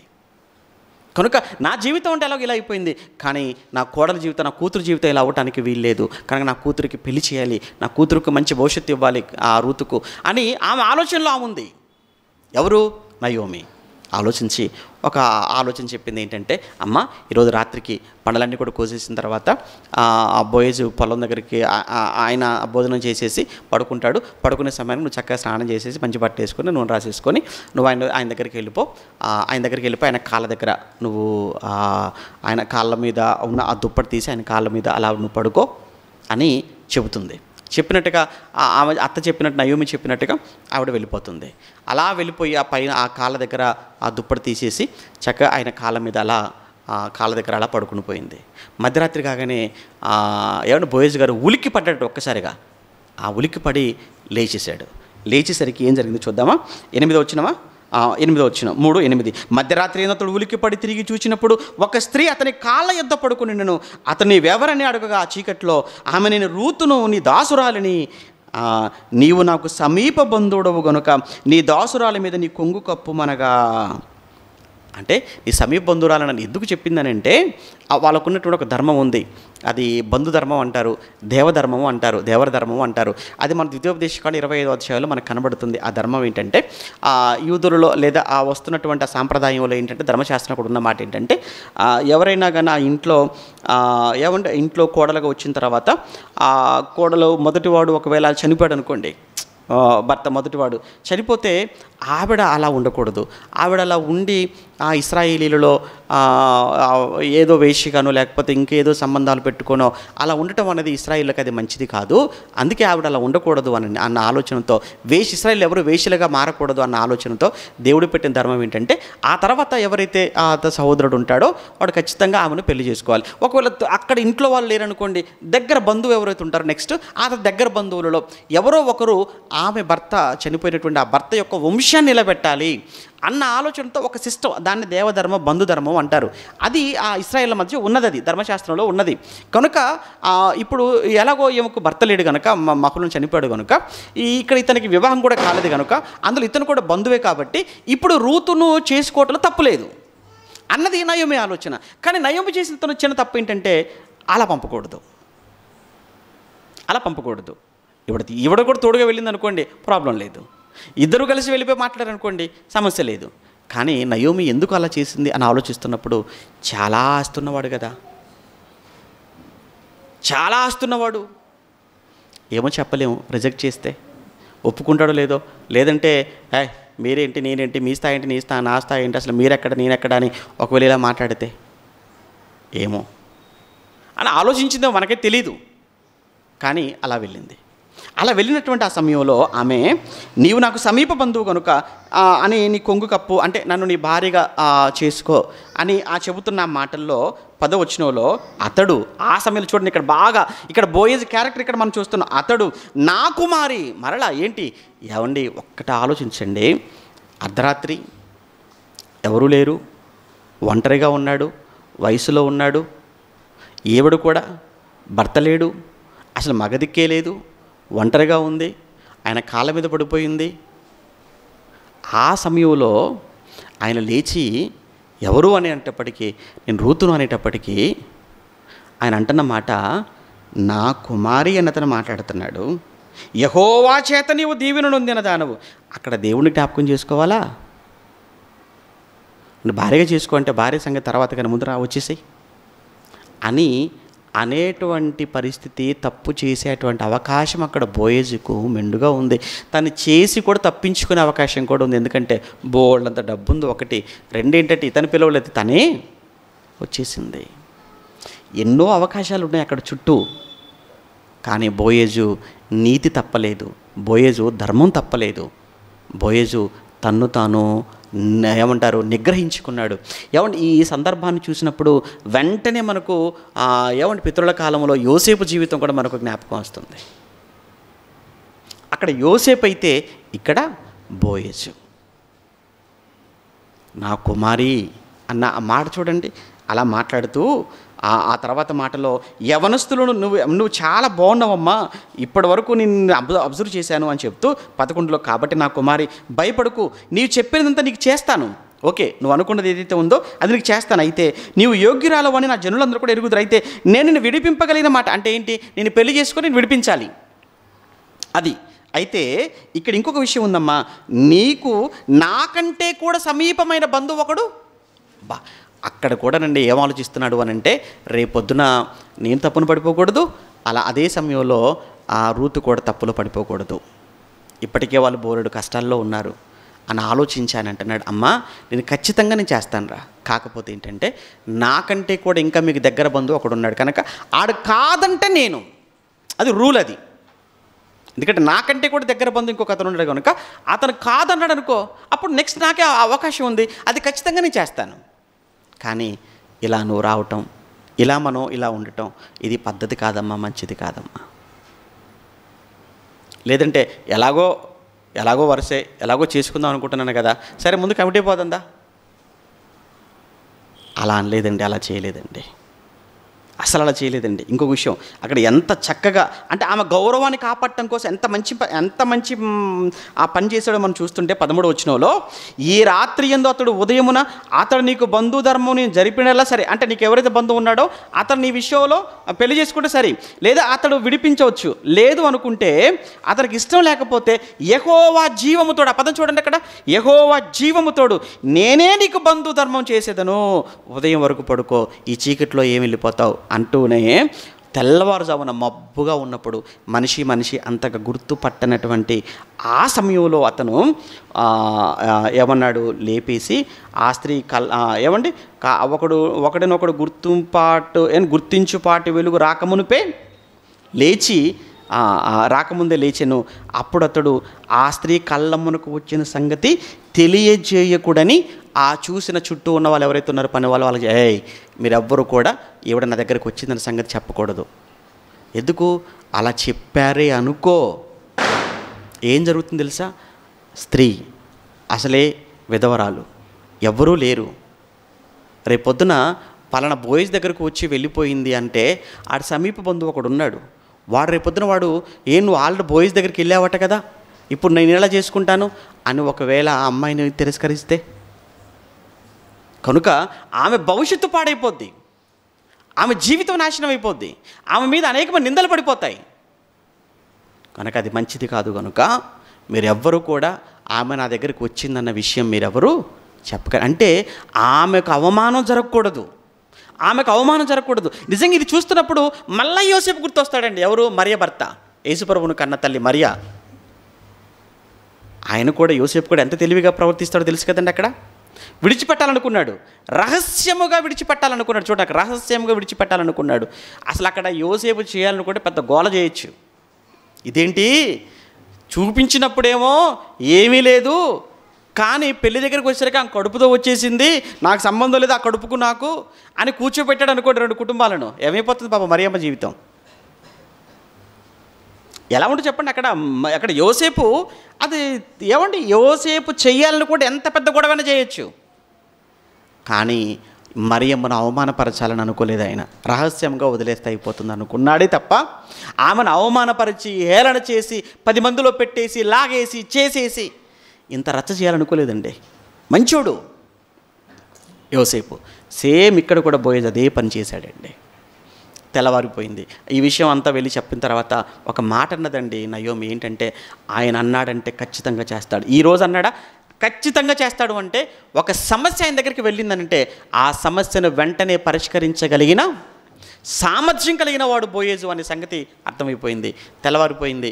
ఆ సమీప బంధువుని పిలిపించారు. ముందు సమీప బంధువును ప్లస్ ఆ ఊర్లో ఉన్న పెద్దలందరినీ కూర్చోబెట్టి సాక్ష్యంగా అడుగుతున్నాడు, ఇదిగో నువ్వు సమీప బంధువు కదా, నువ్వు చేసుకుంటావా, అది విడిపిస్తావా అన్నప్పుడు లేదనేసాడు.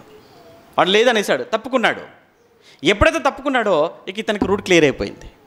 ఇదిగో ఇతను తప్పుకున్నాడు అనటానికి పెద్దలుగా మీరందరూ సాక్షులు కదా, మేమందరం సాక్షులం కనుక మరి రూతుని నేను వివాహం చేసుకోవడానికి అభ్యంతరం ఏమీ లేదు, కనుక నేనే చేసుకుంటాను అన్నాడు. ఆ రూతును తనే వివాహం చేసుకున్నాడు. ఆ తర్వాత మనం చూస్తుంటే ఏమన్నా బోయేజుకు భవిష్యత్తు ఏమీ తెలియదు. ఆ క్షణానికి ఏది న్యాయమో ఏది ధర్మమో అన్ని మంచి గుణాలు కలిగి ఆలోచించి రూతు పట్ల తన బాధ్యతను తన ధర్మాన్ని తను నిర్వర్తించాడు. ఆఖరికి చూస్తే ఈ బోయేజు రూతు వాళ్ళ గర్భం నుంచి వచ్చిన వాడు ఎవరు అంటే ఓబెదు. వివాహం తర్వాత ఓబెదు పుట్టాడు. ఓబెదు ఎవరు అని అంటే యెషయికి తండ్రి. యెషయి ఎవరికి తండ్రి అంటే దావీదుకు తండ్రి. దావీదు ఎవరికి తండ్రి అంటే యేసుప్రభుకు తండ్రి. దావీదు కుమారుడైన యేసుక్రీస్తు వంశావళి. దావీదుకు ఎవరు తండ్రి? యెషయకు. యెషయకి ఎవరు? ఓబేదు. ఓబేదుకి ఎవరు తండ్రి? బోయేజు. ఎందుకు చెప్పామంటే ఇందుకోసం చెప్పాము. ఎక్కడ బోయేజు, ఎక్కడ రూతు, ఎక్కడ కనెక్షన్లు, అవన్నీ మళ్ళీ యేసు ప్రభువుకి ఏంటి? ఇదంతా చూస్తుంటే బోయేజులో ఉన్నటువంటి మంచి లక్షణాలు ఎన్నో చూసారా? పేదల పట్ల, తన దగ్గర పని చేస్తున్నారు కదా అని ఏమంటారు రూడ్గా ఏమంటారు గర్వంగా మాట్లాడింది లేదు. పని చేసే వాళ్ళని కూడా పలకరించేటువంటి మంచి మనసు కలిగిన వాడు.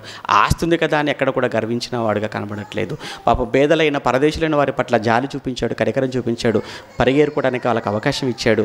ఆ స్త్రీల పట్ల ఎంత చక్కటి గౌరవం ఉందో చూసాం. తప్పు చేసే అవకాశం వచ్చినా కానీ తప్పు చేయని వాడుగా ఎలా తను నిర్దోషిగా చూపించుకున్నాడు చూసాం. అలానే ఆమె జీవితం అన్యాయం కాకూడదని, అవమానపరిచే అవకాశం ఉన్నా అవమానపరచకూడదని చెప్పి అక్కడ ఆమెను గౌరవించేశాడు. చివరికి మాట ఇచ్చాడు. ఇచ్చిన మాట ప్రకారంగా వివాహం చేసుకున్నాడు. యేసుక్రీస్తు వంశావళిలో చేరిపోయాడు. ఇది బోయేజు. చాలా ఉన్నాయి బోయేజు గురించి మనం నేర్చుకోవాల్సినవి. ఆయనలో ఎన్ని మంచి ఉన్నాయో ఒకసారి మనలో కూడా ఆయనలో ఉన్నవి ఏమైనా ఉన్నాయో చూసుకుంటే ఎక్కడో ఉంటాం మనం. బోయేజు ఎక్కడో ఉన్నాడు. ఆలోచించండి.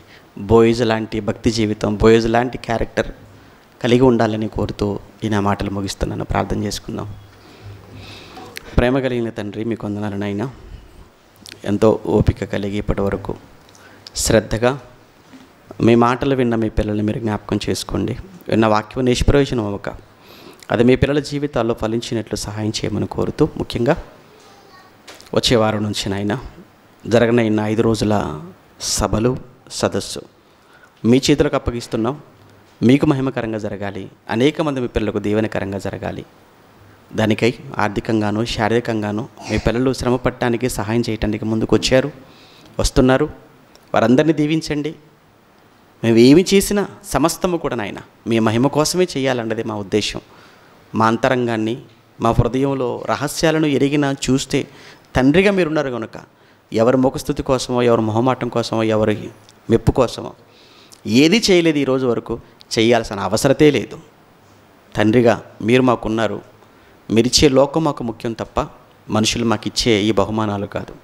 మేము ఎప్పుడు మీ యందు, మీరిచ్చే లోకము యందు దృష్టి పెట్టుకొని మా భక్తి జీవితాన్ని మేము కొనసాగించుకునే ధన్యత మాకు ప్రసాదించమని వేడుకుంటూ, సంఘానంతటినీ మీ చేతులకు అప్పగిస్తూ, సంఘంలో అనారోగ్యంతో, ఆర్థిక ఇబ్బందులతో, మానసిక సమస్యలతో బాధపడుతున్న ప్రతి ఒక్కరిని మీరు జ్ఞాపకం చేసుకోండి. వాటి నుంచి మీ పిల్లల్ని విడిపించి ఆనందాన్ని, సంతోషాన్ని కలిగించమని క్రీస్తున్నామని ప్రార్థన అడుగుతున్నాము తండ్రి. ఆమె మన తండ్రి అయిన దేవుని ప్రేమ, కుమారుడైన యేసుక్రీస్తుల వారి కృప, పరిశుద్ధాత్మని యొక్క అన్యోన్య సహవాసం ఇప్పుడు ఎల్లప్పుడు సదాకాలం మనందరికీ తోడే నడిపించునుగాక. ఆమేన్.